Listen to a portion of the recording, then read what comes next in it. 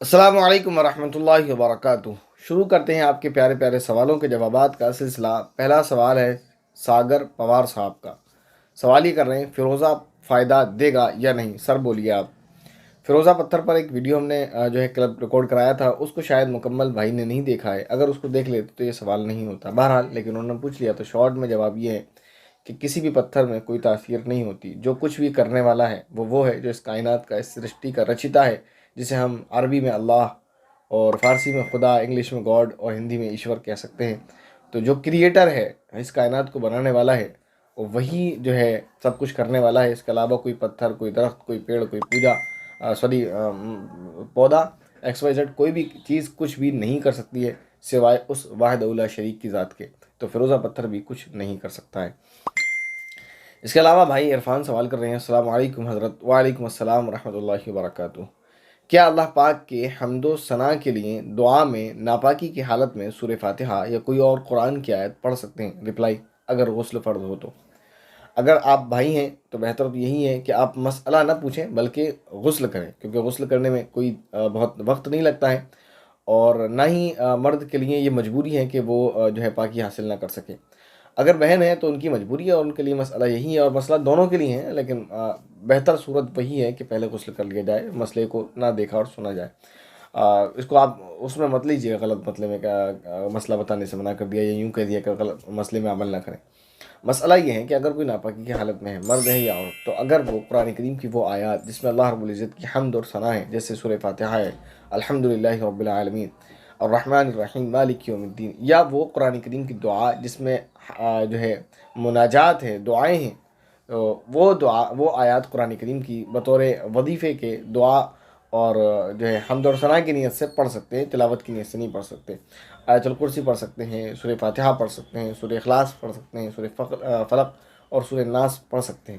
تو اس طرح کی صورتیں آپ پڑھ سکتے ہیں جس میں دعا کے معنی ہے، جیسے ربنا آتنا فی الدنیا حسنہ وفی الآخرۃ حسنۃ وقنا عذاب النار، یا اس طرح کی آیات آپ پڑھ سکتے ہیں جس میں حمد و ثنا کے معنی ہے۔ اس کے بعد محترمہ فرحین گل سوال کر رہی ہیں السلام علیکم ورحمۃ اللہ وبرکاتہ مفتی صاحب۔ وعلیکم السلام ورحمۃ اللہ وبرکاتہ۔ اب ان کا سوال یہ ہے کہ بکر کن کو کہتے ہیں؟ بکر، شاید جس ویڈیو پر انہوں نے کمنٹ کیا ہے اس میں بکر نام کا ایک ذکر تھا، تو بکر ایک نام ہے، جیسے میرا نام ہے، آپ کا نام ہے، ایسے ہی بکر یہ بھی ایک نام ہوتا ہے۔ اور اگر بکر نہیں، آپ کی بکر مراد ہے، کیونکہ زیر تو آپ نے نہیں لگایا، با کاف زیر بکر، آپ دو پیشنون بکرون، بکر مراد ہے، تو بکر کہتے ہیں اس کو جس کی شادی نہ ہوئی ہو۔ اس کے بعد ان کا ایک کمنٹ ہے، کہہ رہی ہیں مجھے آپ کی ایک بات بہت پسند ہے مفتی صاحب، آپ اپنے تمام بھائی بہنوں کے سلام کا جواب دیتے ہیں، اللہ آپ کو بھی ہمیشہ خوش رکھے، آمین۔ اللہ تعالیٰ ہمارے تمام ہی بھائیوں کو، بہنوں کو ہمیشہ خوش رکھے، اور جب اس دنیا سے ان کو بلائے تو اس وقت بلائے کہ جب اللہ ان سے راضی ہو جائے۔ سبھی کے لیے دعائیں ہیں، اور اس میں ہمارا بھی فائدہ ہے کہ ہم ایک دوسرے کے لیے دعائیں کرتے رہیں۔ اس کے بعد محترمہ ذکیہ قمر سوال کر رہی ہیں اللہ تعالیٰ ہم سب کو عمل کرنے کی توفیق دے، مفتی صاحب میں جلد سے جلد قرآن پاک حفظ کرنا چاہتی ہوں، برائے مہربانی کوئی طریقہ بتائیں۔ میرے خیال سے آپ کشمیر سے ہیں، کیونکہ شاید آپ سے اس سلسلے میں ایک بار بات ہوئی ہے، تو طریقہ یہی ہے کہ آپ محنت کریں اور کوشش کریں۔ دیکھیں ابھی کچھ روز پہلے ہم نے ایک نیوز پڑھی تھی، آپ ہی کے یعنی کشمیر کی ایک بہن ہے، انہوں نے صرف اور صرف 45 دن میں قرآن کریم مکمل حفظ کیا ہے۔ جو خبر تھی وہ میں نے آپ کو بتا دی، اور یہ کوئی بعید بات نہیں ہے، ایسا ہے کہ انہوں نے کیا ہوگا، سچ ہے، میں کوئی اس کا انکار نہیں کر رہا۔ تو کوشش کریں، محنت کریں، دعا کریں اللہ تعالیٰ سے، تو انشاءاللہ یہ کام بھی آسانی کے ساتھ مکمل ہو جائے گا۔ اس کے بعد یہ کہیں مفتی صاحب زوال کا مکروہ وقت شروع ہوتے ہی کیا ہم سجدہ وغیرہ بھی نہیں کر سکتے؟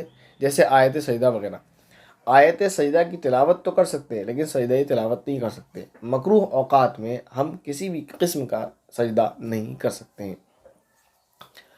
اس کے بعد بھائی صاحب عالم سعید صاحب سوال کر رہے ہیں السلام علیکم۔ وعلیکم السلام ورحمۃ اللہ وبرکاتہ۔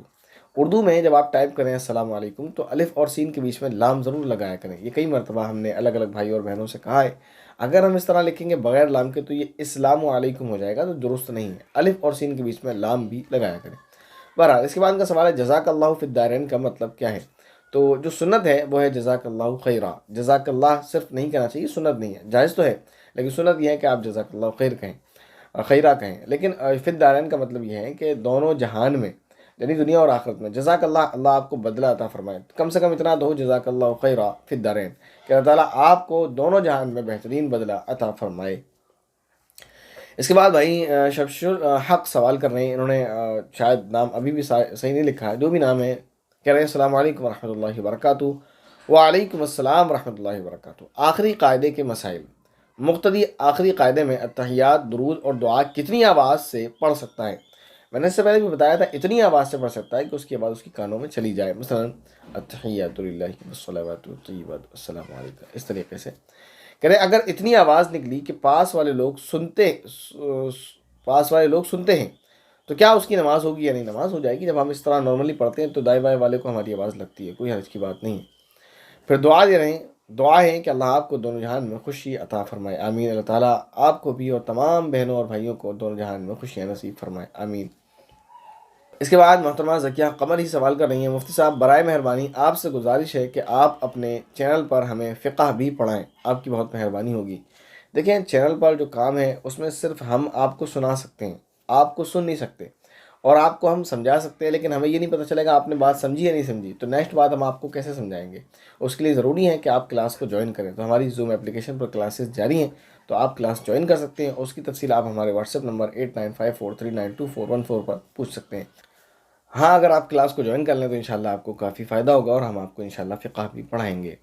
اس کے بعد ایک بھائی ہیں، انہوں نے نام نہیں لکھا ہے، بڑی دکھ بھری اپنی کہانی لکھی ہے، وہ لکھ رہے ہیں کہ میری محبت نے میرے ساتھ بے وفائی کر کے مجھے دھوکہ دے دیا ہے، تو میرے لیے یہ بہت بڑا غم ہے۔ اس غم سے نجات پانے کے لیے میں روزانہ اس کلمے کی یعنی لا حول ولا قوت الا باللہ العلی العظیم کی ایک تسبیح پڑھتا ہوں، لیکن میرا غم ختم نہیں ہو رہا ہے، لگ بھگ 1 مہینہ ہو چکا ہے اس عمل کو کرتے ہوئے، میرا دل دماغ پریشان رہتا ہے۔ اس کی وجہ شاید یہ ہے، جو میں سمجھ رہا ہوں وہ یہ کہ آپ نے اس کے خیالات کو ذہن سے نہیں نکالا ہے، شاید کہ فوٹوز بھی آپ کے پاس اس کے ہوں جو آپ روز دیکھتے رہتے ہوں۔ تو پہلے ان چیزوں کو ختم کریں آپ، فوٹوز اگر آپ کے موبائل میں ہیں تو اس کو ڈیلیٹ کریں، اور اس کا نمبر ہے تو اسے بلاک کریں، بلاک کرنے کے بعد ڈیلیٹ کریں، اور اس طرح اس کے بارے میں سوچنا چھوڑ دیں، آپ اپنی دنیاوی زندگی میں مشغول ہو جائیں، یا جو بھی آپ کام کرتے ہیں دینی یا دنیاوی اس میں مشغول ہو جائیں، اور اس کا خیال اپنے دل سے بالکل مکمل طور پر نکال دیں، اس کے بارے میں سوچنا یہ چیز ختم کر دیں کہ بیٹھے ہیں تو سوچ رہے ہیں کہ میرے ساتھ اس کا ایسا ساتھ تھا ویسا ساتھ تھا، یہ ساری چیزیں بھول جائیں، اس کے بعد انشاءاللہ فائدہ ہوگا۔ لیکن اگر ہم تسبیح ایک مرتبہ نہیں، دو مرتبہ پڑھ لیں، یعنی 200 مرتبہ پڑھ لیں، 400 مرتبہ پڑھ لیں، لیکن خیال اسی کا ہے، تسبیح دانوں پر تو تسبیح پڑھی جا رہی ہے زبان سے، لیکن دماغ میں وہی بسی ہوئی ہے، تو پھر کہاں فائدہ ہونے والا ہے؟ میرا خیال تھا، شاید میں نے غلط کہہ دیا ہو تو میں معذرت چاہتا ہوں۔ اس کے بعد محترمہ ذکیہ قمر کہہ رہی ہیں کہ مفتی صاحب کوئی کتاب بتائیں جس میں بخاری اور مسلم کا اردو ترجمہ ہو اور ڈیٹیل کے ساتھ، بہت اہم مسئلہ ہے۔ ٹھیک ہے، اچھی بات ہے آپ کی، اگر آپ چاہیں PDF میں تو آپ ہمیں واٹس ایپ کر لیں، PDF میں ہم آپ کو دے سکتے ہیں، ورنہ آپ بہتر تو یہی ہے کہ آپ اس کو پرچیز کریں۔ اور نام میں آپ کو بتا دیتا ہوں، بخاری شریف کی شرح ہے تحفۃ القاری، حضرت مولانا مفتی سعید احمد صاحب پرانپوری رحمہ اللہ کی، تو وہ آپ خرید لیں، تحفۃ القاری بخاری کی شرح۔ اور مسلم شریف کی جو شرح، بہت ساری شروحات ہیں، لیکن میں یہ وہ بتا رہا ہوں آپ کو جو آپ کے لیے میں سمجھتا ہوں کہ بیسٹ رہے گی، اور بہت ایزی بھی اس میں آپ کو سمجھ آئے گا۔ دوسری ہے مسلم شریف کی شرح تحفۃ المنعم، جو حضرت مولانا فضل محمد یوسف زئی پاکستان کے ہیں، ان کی ہے۔ تو یہ دونوں بکس آپ جو ہے پرچیز کر لیں، انشاءاللہ آپ کو اس میں بڑا فائدہ ہوگا۔ اس کے بعد بھائی شمس الحق ہی سوال کر رہے ہیں، انہوں نے نام درست نہیں کیا تو مجھے دقت ہوتی ہے پڑھنے میں۔ السلام علیکم ورحمۃ اللہ وبرکاتہ۔ وعلیکم السلام ورحمۃ اللہ وبرکاتہ۔ نفل عبادت کے تعلق سے سوال ہے، کیا کوئی نفل عبادت ہر روز پابندی کے ساتھ مسلسل کیا جائے تو وہ فرض ہے یا واجب کے درجے میں پہنچ جاتا ہے، جبکہ ہم اسے نفل کی ہی درجے میں سوچ کر کرتے ہیں؟ نہیں، وہ ایسا نہیں ہے، فرض اور واجب نہیں ہوتا، نفل ہی رہتا ہے، لیکن یہ ناپسندیدہ عمل ہے کہ کسی عمل کو کیا جائے پھر اس کو چھوڑ دیا جائے، اس لیے کہ حدیث شریف میں آتا ہے، نبی کریم صلی اللہ علیہ وسلم کا ارشاد عالی شان ہے، احب الاعمال الی اللہ ادومها وان قل، کہ اللہ کے نبی صلی اللہ علیہ وسلم فرماتے ہیں کہ اللہ رب العزت کے نزدیک بہترین عمل وہ ہے جو کنٹینیو ہو، اگرچہ کم ہو۔ تو ایسا نہ کریں کبھی کیا کبھی چھوڑ دیا، کبھی کیا کبھی چھوڑ دیا، کبھی من کیا تو تہجد کی 12 رکعت پڑھ لیں، پھر من کیا تو سوتے رہے۔ تہجد کی 2 رکعت کنٹینیو آپ پڑھیں تو یہ آپ کی تہجد کی کبھی کبھی 12 رکعت پڑھنے سے بہتر ہے، تو کنٹینیو کریں۔ تو اس لیے کبھی کرنا ہے کبھی چھوڑ دینا، یہ ناپسندیدہ عمل ہے۔ اس کے بعد کہہ رہے ہیں کہ اللہ تعالیٰ آپ کو دنیا اور دونوں جہان میں کامیابی عطا فرمائے، آمین و ایاک۔ اس کے بعد ایک بھائی ہیں، انہوں نے نام بھی اپنا مجاع الدین شیخ لکھا ہوا ہے، اور اس کے معنی بھی پوچھ رہے ہیں، مجاع الدین کے معنی کیا ہے؟ تو مجاع الدین کے معنی مجھے نہیں پتہ، ہاں شجاع کے معنی تو بہادری ہوتے ہیں، تو اگر آپ کا نام شجاع الدین ہے تو میں تو کہہ سکتا ہوں کہ آپ کا نام شجاع یعنی بہادر ہے، اور اگر آپ کا نام مجاع الدین ہے تو اس کے معنی مجھے نہیں پتہ ہے، میں اس سے معذرت چاہتا ہوں۔ اس کے بعد اس کمنٹ باکس کا ایک آخری سوال ہے بھائی فیضان انصاری صاحب کا. سوال یہ کر رہے ہیں ثعلبہ نام کے صحابی ایک ہیں کہ دو ہیں؟ اس کو جاننے سے پہلے ایک بات یاد رکھنا چاہیے کہ ثعلبہ نام کے دو صحابی نہیں ہیں، بلکہ ثعلبہ نام کی دو شخصیت ہیں جو نبی پاک صلی اللہ علیہ وسلم کے زمانے میں موجود تھیں. ان میں سے ایک ہیں حضرت ثعلبہ بن حاطب بن عمرو بن عبید رضی اللہ عنہ، جو انصاری صحابی ہیں، جو بدری صحابی ہیں اور جو جنگ احد میں شہید ہوئے ہیں. اس کے علاوہ ثعلبہ نامی ایک شخص اور ہیں جو غیر صحابی ہیں، جن کا نام ثعلبہ بن ابی حاتب یا ثعلبہ بن ابو حاتب ہے. یہ غیر صحابی ہیں، اور جو صحابی ہیں ان کا نام میں نے آپ کو بتا دیا. تو جس واقعے سے کنفیوژن آپ کو ہوئی ہوگی، جو مال کا زکوٰۃ والا معاملہ ہے، مالدار اور غریب آدمی والا، وہ یہ ثعلبہ ہیں جو غیر صحابی ہیں.